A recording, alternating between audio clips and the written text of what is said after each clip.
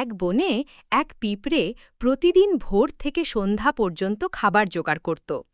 গরমের দিনে সে ক্লান্ত হলেও ধীরে ধীরে শস্যদানা সংগ্রহ করে তার ঘরে মজুত করত। অন্যদিকে একই বনে এক রঙিন প্রজাপতি ছিল। সে সারা দিন শুধু ফুল থেকে ফুলে উঠত, গান গাইত, রোদ পোহাত, কিন্তু ভবিষ্যতের কথা ভাবত না।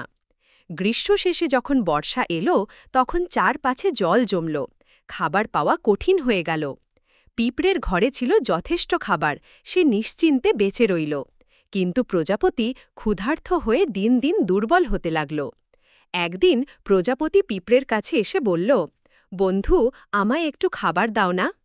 পিঁপড়ে উত্তর দিল, আমি পরিশ্রম করে আগেই প্রস্তুতি নিয়েছিলাম, আর তুমি শুধু সময় নষ্ট করেছ। যে পরিশ্রম করে আগেভাগে প্রস্তুতি নেয় সে বিপদে টিকে থাকে। অলসতা সব আনন্দকেও শেষ পর্যন্ত দুর্ভাগ্যে পরিণত করে।